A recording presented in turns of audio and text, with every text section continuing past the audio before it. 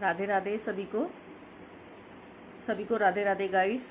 मेरी तरफ से आपको सबको प्यार भरा Radhe Radhe. Welcome to my YouTube channel Bal Gopal vlogs में।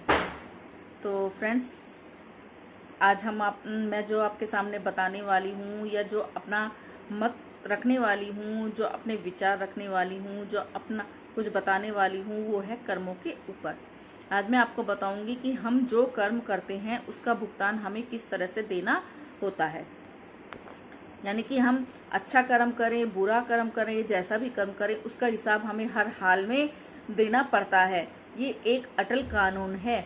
मतलब कि हम कर्मों से बच नहीं सकते। अगर हम किसी के साथ बुरा कर्म करेंगे तो उसका फल भुगतने के लिए भी हमें आना होगा, और अच्छा कर्म करेंगे तो उसका फल भुगतने के लिए भी हमें वापस आना होगा, यानी कि 84 में आना होगा। यानी कि मनुष्य चोला, अच्छे कर्म करेंगे तो मनुष्य का चोला मिलेगा और उसका भुगतान करने के लिए हमें आना होगा, और अगर बुरे कर्म करेंगे तो नरकों का जो 84 का उसमें चक्कर में फंसना ही पड़ेगा। तो आज मैं आपको बताने वाली हूँ कि अटल कानून जो हमारे कर्मों का है वो अटल कानून है, उसको कोई बदल नहीं सकता। हम चाहे इंसान हो, भगवान हो या कोई भी, अगर हमने कोई कर्म ऐसा किया तो उसका फल हमें भुगतना ही पड़ेगा। भगवान को भी उसका फल अवश्य ही भुगतना पड़ा था।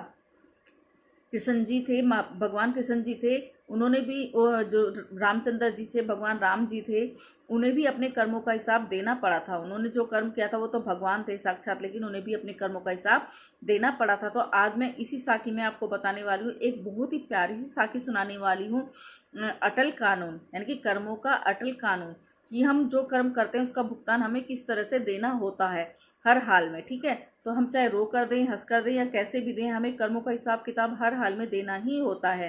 तो चलिए आज की साखी स्टार्ट करते हैं। ज़्यादा देर ना करते हुए आज की साखी स्टार्ट करते हैं, और आशा करती हूँ कि आपको मेरी ये साखी पसंद आएगी। और अगर मेरी साखी पसंद आए तो प्लीज़ लाइक कीजिएगा, शेयर कीजिएगा, कमेंट्स कीजिएगा और सब्सक्राइब जरूर कीजिएगा। तो चलिए आज की व्लॉग कंटिन्यू करते हैं, अटल कानून। ठीक है, तो चलिए आज की साखी स्टार्ट करते हैं। आपने सुना होगा कि रामायण में जो बाली था तपस्या कर ली थी, उसने बहुत ज़्यादा तपस्या की थी। तो तपस्या करके उसने वर लिया था कि जो भी उसके सामने लड़ने के लिए आएगा, मतलब कि जो भी उसके सामने लड़ने के लिए आएगा उसका आधा बल बाली में आ जाता था। मतलब कि उसने जो तपस्या करके जो वर लिया था, उसने ये वर लिया था कि जो भी मेरे सामने लड़ने के लिए आएगा उसका आधा बल यानी कि बाली को मिल जाएगा। है ना, ये आप सभी ने रामायण में देखा होगा। तो इसी कारण जब भी सुग्रीव उनके साथ लड़ाई करने के लिए आता था तो वो मतलब हार कर, पराजित होकर चला जाता था। है ना, कभी उसकी, क्योंकि उसका आधा बल बाली में चला जाता था तो हर बार पराजित होकर चला जाता था, लौट जाता था। इसी तरह बाली को शक्ति हमेशा बढ़ जाती थी। इस तरह से जैसे जैसे जैसे सुग्रीव उसके पास आता था उसकी शक्ति बढ़ती चली जाती थी, और उसके दुश्मन को ताकत, जो उसके दुश्मन थे उसकी ताकत छीन हो जाती थी। यानी कि जो सुग्रीव के, यानी कि बाली का दुश्मन कौन हुआ? सुग्रीव, क्योंकि सुग्रीव का और उनका आपस में जो लड़ाई हुई थी आप सबने देखा होगा। तो जो सुग्रीव जब उनसे लड़ने के लिए आता था, उनकी सेना जब उनसे लड़ने के लिए आती थी तो उनके सामने आते थी, बाली के सामने आती, उनकी आधी शक्ति छीन हो जाती थी और वो हमेशा पराजित हो जाता था। जो रामचंद्र जी भगवान थे, इस भेद का पता था। रामचंद्र जी को इस भेद का पता था, क्योंकि वो तो साक्षात भगवान थे। उन्हें तो सब पता था किसने वर लिया है, कि किस तरह से बाली की, उन्हें तो पता था कि किस तरह से बाली के सामने जो भी आता है उसकी शक्ति बढ़ जाती है। तो जब सुग्रीव बाली के खिलाफ मदद लेने उनके पास आया, जब सुग्रीव रामचंद्र जी के पास मदद मांगने के लिए आया, तो अपना बल सुरक्षित रखने के लिए उन्होंने पेड़ों की ओट में खड़े होकर बाली पर तीर चलाया था। और भगवान राम जी ने क्या कहा था, जब सुग्रीव रामचंद्र जी के पास गया उनसे मदद मांगने के लिए क्या गया, तो महाराज राम जी को तो पता था कि अगर मैं इसके सामने जाऊंगा तो इसकी जो मेरा शक्ति है, आदि मेरी शक्ति उसके पास चली जाएगी। तो रामचंद्र जी ने क्या किया, पेड़ की ओट लेके उसके, मतलब कि पेड़ के पीछे खड़े होके बाली पर तब आक्रमण किया था, यानी कि तब उस पर हमला किया था, जिससे कि उनका आधा बल बाली के पास ना चला जाए। और इस तरह से उन्होंने बाली को मार डाला। इस तरह से बाली का वध किया। सबने रामायण में देखा होगा, सभी को पता है ये कहानी, है ना, सच्ची कहानी है, रामायण से जुड़ी हुई कहानी है। तो ये मैं आपको बता रही हूँ जो मुझे पता है। तो मरते समय बाली ने रामचंद्र जी महाराज जी से कहा कि मैं बेकसूर था, यानी कि मैंने तो कोई कसूर किया ही नहीं था, तुम्हारे साथ मेरी कोई दुश्मनी नहीं थी, मैंने आपका कुछ भी नहीं बिगाड़ा था, लेकिन अब इसका हिसाब आपको अगले जन्म में देना होगा।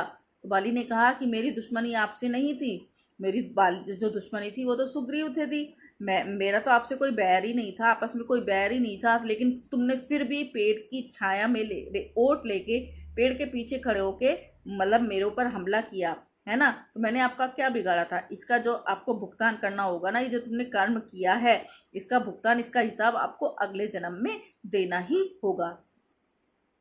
तो रामचंद्र जी को तो पता था, भगवान थे, अंतर्यामी थे, कि ऐसा तो होना ही था, क्योंकि कर्म तो देखो चाहे जो भी हो, है ना, पेड़ की ओट में किया, कर्म तो उन्होंने किया ही ना, हमला तो उन पे किया ही। तो अगले जन्म में रामचंद्र जी आए। आपको पता है अगला जो जन्म रामचंद्र जी का हुआ द्वापर युग में, तो वो कृष्ण जी भगवान बन के आए, है ना, वो भगवान कृष्ण के रूप में आए और महाराज बने, श्री कृष्ण जी महाराज बने, राजा बने, और अपन बाली भील बन गया, जो बाली था वो भील बना। जो श्री कृष्ण जी भगवान जी थे वो राजा बन गए, और जो बाली था वो भील के रूप में उसने अगला जन्म धारण किया। और जब कृष्ण जी महाराज, जब महाभारत का युद्ध समाप्त हो गया, तो एक दिन क्या हुआ, महाभारत का युद्ध खत्म होने के बाद श्री कृष्ण जी क्या हुआ, एक दिन वो जंगल में गए और जंगल में पैर के ऊपर पैर रखकर, जैसे हम पैर के ऊपर पैर रखकर लेट जाते हैं ना, इस तरह से वो सो रहे थे। भील ने दूर से समझा कि कोई हिरन सो रहा है। जो भील था, यानी कि भील कौन था, भील बाली था जिसने अगला जन्म धारण किया था। तो उसने क्या सोचा, उसने ये सोचा था ये तो कोई हिरन है ना, क्यों ये तो कोई हिरन है। और क्योंकि उसने अपने पैर में और जो कृष्ण जी भगवान थे वो तो साक्षात भगवान थे, तो उनके पैर में क्या था, एक पद्म का चिन्ह था, जो दूर से ही बड़ा चमक रहा था, बहुत ही दिखाई दे रहा था, ऐसे लग रहा था जैसे कि हिरन की आंख हो। तो भील ने क्या समझा कि ये तो हिरन है, और तीर कमान उठाया और भगवान कृष्ण जी के पैर में मतलब तीर चला दिया, है ना। वो जाकर कहाँ लगा, वो लगा महाराज जी के पैर में लगा जाके। तो जब भील अपना शिकार उठाने के लिए पास आया, तो उसने अपनी भूल को पहचाना। जब उसे पता चला कि ये कोई हिरन नहीं है, ये तो कोई अच्छा खासा जीता जाता इंसान है, ये तो भगवान कृष्ण जी हैं, ये तो राजा हैं, तो यहाँ के जो राजा हैं वो हैं, तो उसे अपनी गलती का एहसास हुआ। तो वो गया भगवान जी के पास, कृष्ण जी के पास, हाथ जोड़कर माफ़ी मांगकर खड़ा हो गया कि हे प्रभु, हे मुझसे भूल हो गई, मुझे नहीं पता था, मैंने तो हिरन समझ के आपको तीर मारा, मुझे नहीं पता था कि आप हो, क्योंकि आपके पैर में पद्म का निशान ऐसे ही चमक रहा था जैसे कि हिरन की आंख हो। तो दोनों हाथ जोड़कर अपने पाप की क्षमा मांगने लगा। उसी समय भगवान कृष्ण जी ने उसे पिछले जन्म की घटना सुनाई। भगवान कृष्ण जी को तो सब पता था, अंतर्यामी थे, कि पिछले जन्म में क्या हुआ था, ये बाली था, मैंने इसके साथ क्या किया था, मैंने छिपके वार किया था, तो इस जन्म में ये भील बन के आया। तो पिछले जन्म की कहानी भगवान जी ने भील को सुनाई और समझाया कि इसमें तुम्हारा कोई दोष नहीं है, यह तो होना ही था, मतलब कि ये तो होनी पहले से ही निश्चित थी। जो भगवान जी ने कर्म करा था, जो होनी थी, ये तो पहले से ही निश्चित थी, ऐसा तो हर हाल में होना ही था, इसमें तुम्हारी कोई गलती नहीं है। अपने कर्मों का कर्जा तो हर किसी को चुकाना ही पड़ता है, कर्मों का कानून अटल है, कोई भी इससे बच नहीं सकता, चाहे इंसान हो, भगवान हो, जानवर हो, कोई भी हो, कोई इससे बच नहीं सकता, चाहे वो कोई अवतारी पुरुष यानी कि महापुरुष भगवान ही क्यों ना हो, स्वयं भगवान ही क्यों ना हो, कर्मों के हिसाब से अटल कानून से वो भी नहीं बच सकते। यानी कि हर किसी को, इंसान हो, भगवान हो, जो भी हो, जैसा हम कर्म करेंगे उसका भुगतान हमें हर हाल में करना ही होगा। तो फ्रेंड्स, ये छोटी सी कहानी मैंने आपको सुनाई, तो इससे हमें क्या पता चला, इससे हमें ये पता चला कि हम जैसा भी कर्म करते हैं उसका फल हमें भुगतना ही पड़ता है। इसलिए जो भी कर्म करने चाहिए बहुत ही सोच समझ के करने चाहिए, हिसाब से करने चाहिए, कि हम जो कर्म कर रहे हैं उससे किसी दूसरे को तकलीफ ना हो, किसी दूसरे का कोई परेशानी ना हो। इसलिए कोई भी कर्म करो तो अच्छी तरह से सोच समझ के विचार के हमें कर्म करना चाहिए, अच्छा हो बुरा हो जैसा भी हो, हर कर्मों का हिसाब किताब हमें देना ही होगा, हर हाल में देना ही होगा। कहते हैं ना, अच्छे कर्म करते हैं तो हम अगला जो जन्म होता है हम उसमें क्या बन के आ जाते हैं, राजा महाराजा बन के आ जाते हैं, सुख सुविधाएं सारी हो जाती हैं। और जब सुख सुविधाएं हो जाती हैं तो हमें अहंकार आ जाता है, अहंकार आ जाता है तो फिर वही 84 के चोले में हम भटकते फिरते हैं। यानी कि जब अहंकार आ जाएगा, हमारे अंदर बुरी प्रवृत्तियां आ जाएंगी और हम बुरे कर्म करने लगेंगे तो उसका हिसाब हमें फिर 84 के जेल खाने में हमें भुगतना ही होगा। यानी कि 84 के जेल खाने से कोई बच नहीं सकता।